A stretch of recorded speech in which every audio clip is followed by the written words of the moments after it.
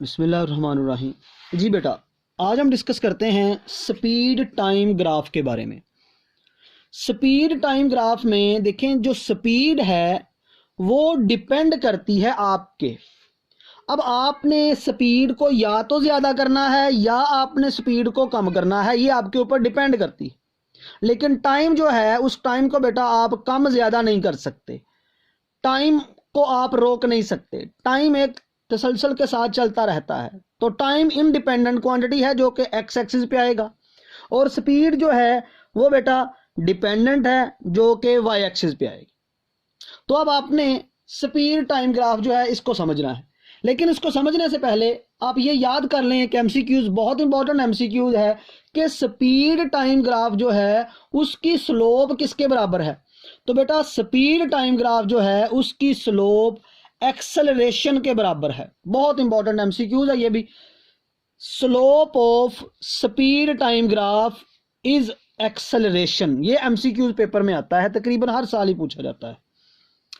अब हम बात करते हैं ग्राफ की। तो ग्राफ बेटा आपने जब ड्रा करना है तो उसके लिए हम यहाँ पे मेन पॉइंट लगा लेते हैं। सबसे पहला पॉइंट है हमारे पास object moving with constant speed, कि हमने वो ग्राफ बनाना है जिसमें जिस्म जो है कांस्टेंट स्पीड से हरकत कर रहा है।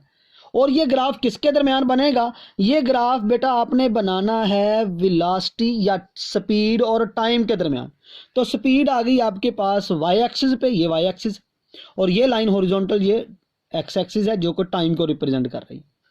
अब फर्ज किया कोई बॉडी मूव कर रही थी, मैंने जब उसको ऑब्जर्व किया तो उस वक्त उसकी वेलोसिटी 4 थी। फिर 5 सेकंड बाद मैंने देखा उसकी वेलोसिटी अगेन 4 मीटर पर सेकंड। फिर 10 सेकंड बाद देखा फिर उसकी 4 मीटर पर सेकंड, एंड सो ऑन। तो जब भी मैंने देखा उसकी वेलोसिटी फिक्स है, वो अपनी वेलोसिटी, अपनी स्पीड को चेंज नहीं कर रहा। तो इसका मतलब बेटा ये हो गया कि उसके पास जो ग्राफ बनेगा वो ऐसे स्ट्रेट लाइन आएगा, और वो straight line parallel to time axis आएगा। Straight line parallel to time axis in velocity time graph show that object moving with constant speed. तो कांस्टेंट स्पीड से जब जिस्म वेलोसिटी टाइम ग्राफ में मूव करेगा तो वो पैरेलल टू टाइम एक्सिस आएगा। लेकिन अगर बेटा डिस्टेंस टाइम ग्राफ में बात की जाए तो वो इनक्लाइंड लाइन आएगी, वो पैरेलल टू टाइम एक्सिस नहीं आएगी। तो ये दो फर्क बात आपने याद रखनी है। अब इसकी स्लोप की बात करते हैं। तो स्लोप मैंने आपको बताया बेटा पहले भी कि जो स्लोप होती है, आपने इस लाइन का एंगल बनाना है एक्स एक्सिस के साथ। चूंकि ये पैरेलल है तो इसका एंगल इस लाइन के साथ 0 बनेगा। तो इसका tan ले लें, tan 0 के बराबर। सो इस लाइन में से हमें जो एक्सेलरेशन मिलेगा वो कितना मिलेगा? 0। इसका मतलब जब जिस्म कांस्टेंट स्पीड से हरकत कर रहा है स्ट्रेट लाइन में, तो उसका एक्सेलरेशन बेटा कितना होगा? 0 होगा। तो उसकी स्लोप भी कितनी होगी? 0। अगर ये लाइन की बात करें कि कोई जिस्म इस तरह से मूव कर रहा है, अब ये वाई एक्सिस के लॉन्ग मूव मोशन हो रही है, तो यहां पर एंगल 90 बनेगा, tan 90 लिया जाएगा। tan 90 इन्फिनिट, मतलब यहां पर जो हमें एक्सेलरेशन मिलेगा वो इन्फिनिट मिलेगा। ठीक हो गया? तो ये आपने याद रखना है, इस लाइन की स्लोप हमेशा इन्फिनिट होती है और इस लाइन की स्लोप हमेशा 0 होती है। अब हम बात करते हैं object moving with uniform changing speed, जिसे हम नाम देते हैं यूनिफॉर्म एक्सेलरेशन का। यानी यूनिफॉर्म एक्सेलरेशन का ग्राफ कैसा बनेगा? तो जब यूनिफॉर्म एक्सेलरेशन का ग्राफ बनाते हैं तो उसकी डेफिनेशन बेटा आपको पता होनी चाहिए कि एक जैसे इंटरवल में एक जितनी स्पीड चेंज हो रही हो, तो उस वक्त जो हमें ग्राफ मिलेगा वो स्ट्रेट लाइन तो मिलेगा, लेकिन पासिंग थ्रू ओरिजिन मिलेगा। तो ये स्ट्रेट लाइन है और पासिंग थ्रू बेटा ओरिजिन है। तो ये हमारे पास स्ट्रेट लाइन जो मिलती है ये बेसिकली हमें स्लोप प्रोवाइड कर देती है, और स्लोप वेलोसिटी टाइम ग्राफ की या स्पीड टाइम ग्राफ की बराबर होती है एक्सेलरेशन के। तो इस वक्त इसका एक्सेलरेशन कितना होगा, उसके लिए यहाँ पर आप एंगल फाइंड कर लें। जितना ये एंगल होगा उसका tan ले लें। तो जब tan ले लेंगे बेटा आपके पास वो आ जाएगा इसका एक्सेलरेशन। सो एक्सेलरेशन बराबर स्लोप और स्लोप बराबर tan थीटा। तो ये आपको आंसर मिल जाता है। अब ये उस वक्त है जब इसकी वेलोसिटी आहिस्ता आहिस्ता बढ़ रही है, यानी ये उस वक्त है जब पॉजिटिव एक्सेलरेशन की बात हो रही है। लेकिन अगर फॉर एग्जांपल हमारे पास कोई ऐसी चीज है जो मूव कर रही है और ब्रेक अप्लाई करके हम उसकी स्पीड रिड्यूस कर देते हैं, कम कर देते हैं, आहिस्ता आहिस्ता वो रुक जाती है, तो उस वक्त ग्राफ कैसा होगा? तो उस वक्त ग्राफ बजाय ऐसे ऊपर के जाने के यहाँ से शुरू होगा ऊपर से और ऐसे इस लाइन को कट करके डाउनवर्ड डायरेक्शन को आएगा, जो इस बात को इंडिकेट करेगा कि ये आपके पास जो ग्राफ है ये डीसेलरेशन का है। तो डीसेलरेशन का ग्राफ ऐसा होता है।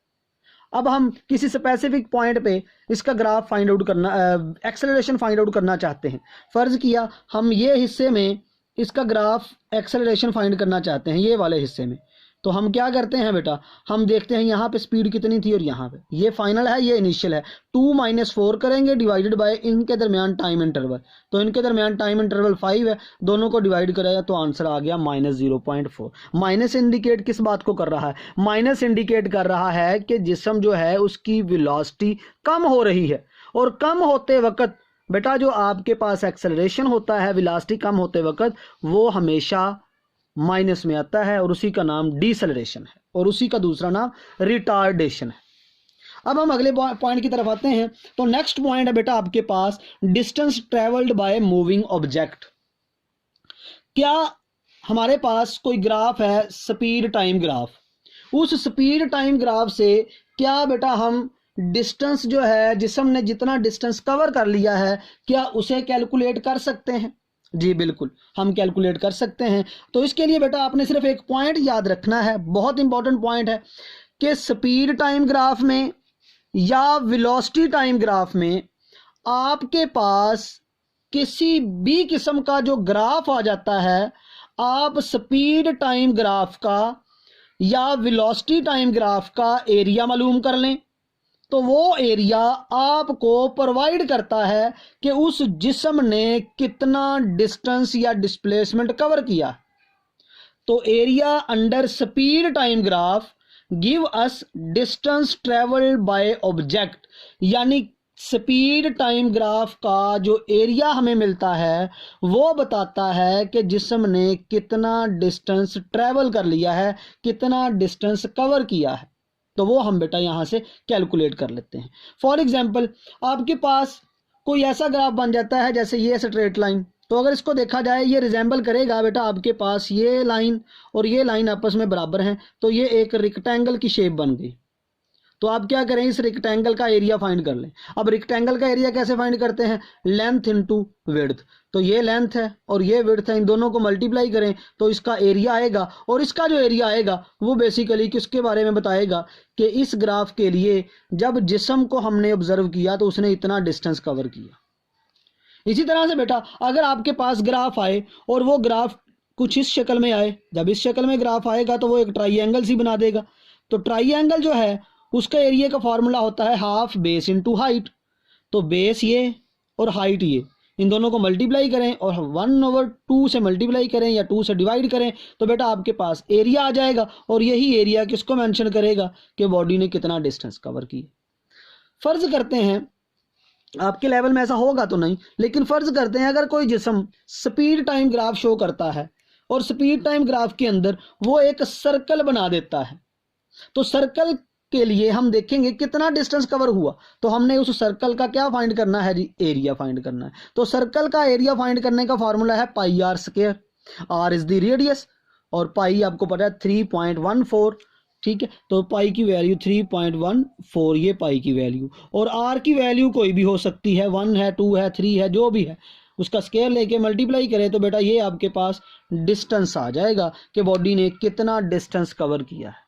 तो इस तरह से आपने ये बात याद रखनी है कि जब भी स्पीड टाइम ग्राफ से बनने वाली डायग्राम उसका एरिया फाइंड किया जाता है तो वो एरिया हमें बेसिकली क्या बताता है? वो एरिया हमें बताता है कि उस जिस्म ने कितना डिस्टेंस ट्रेवल किया है, उस जिस्म ने कितना फासला कवर किया है, ये हमें बता देता है स्पीड टाइम ग्राफ से बनने वाली शक्ल। तो उसका एरिया हमें ये बताता है। दूसरा एमसीक्यू इसमें जो याद रखना है वो बेटा ये है कि slope of speed time graph किसके बराबर है? एक्सेलरेशन के बराबर। ये बहुत इंपॉर्टेंट 2 एमसीक्यूज है जो आपको हर हाल में आने चाहिए। नेक्स्ट बेटा हम डिस्कस करेंगे equations of motion. Equation of motion को आने के लिए ये ग्राफ के बारे में जो हमने डिस्कस किया है पिछला लेक्चर और ये लेक्चर बेटा आपको अच्छी तरह से तैयार होने चाहिए, तभी आपको इक्वेशन ऑफ मोशन जो है बहुत अच्छे से समझ आएगी। तो कल हम डिस्कस करेंगे इंशाल्लाह इक्वेशन ऑफ मोशन।